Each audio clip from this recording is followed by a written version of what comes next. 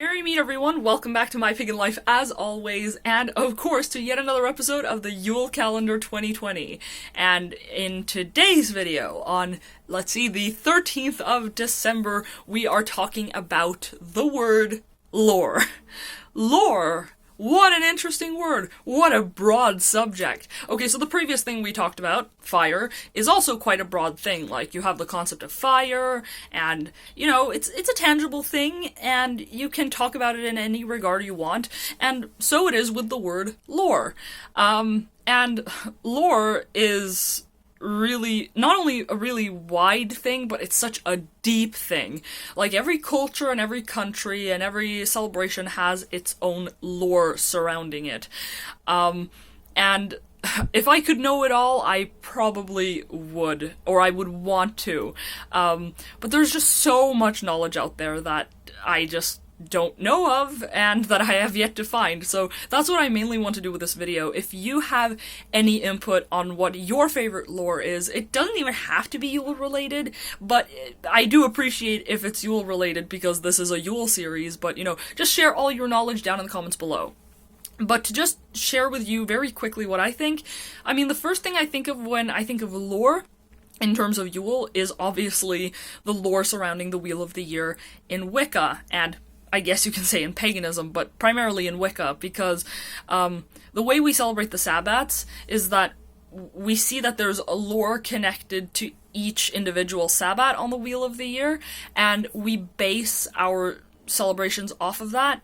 Now, the thing about me is that, and this I can actually, it actually relates to the previous topic we talked about, I am very much a witch that is focused on the natural world. So my practice very much revolves around experiencing life as it is, kind of taking in the scenery, working with elements of the earth like the elements, and other things such as crystals and herbs, things that are very connected to nature in and of itself. So I'm a very nature-based witch, if you will, here in the here and now kind of witch.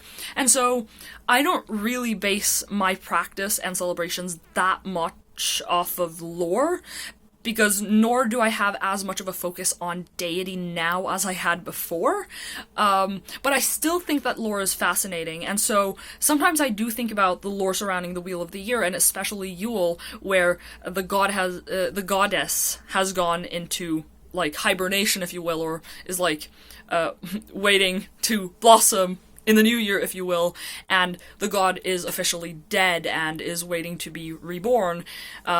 So, like, I think about that sometimes, and it's really interesting to think about because it's sometimes eye-opening to just really look at it from that perspective.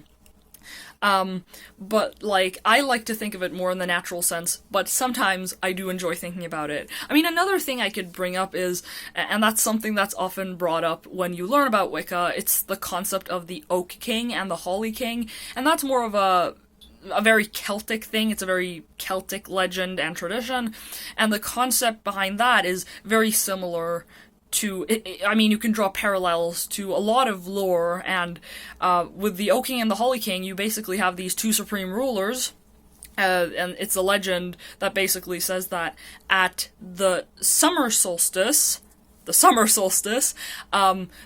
Holly King wins over the Oak King, and then the Holly King rules until the winter solstice, in which the Oak King comes to battle the Holly King and defeats him again, so that the Oak King rules during the time of the year when it's bright and, you know, where the sun is at its strongest, or is growing. You know, it's just taking the summer and winter solstice and this balance and, like, explaining it by way of saying there's a Holly King and there's an Oak King, and they defeat each other at both times of the year, and then they, you know, they kind of rotate.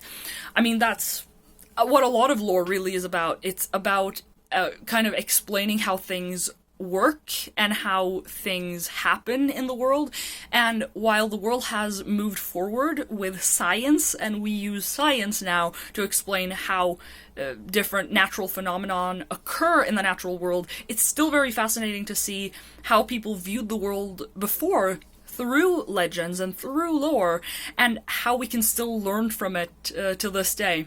Even if we don't learn much of it in terms of how the world works, we learn much about how our lives work and how we can learn to appreciate things in life by those things, if that makes any sense. So those are my general thoughts, or my deep thoughts. Make sure to let your thoughts down in the comments below, and guys, I'll see you tomorrow. So yeah, make sure to stay safe, and blessed be.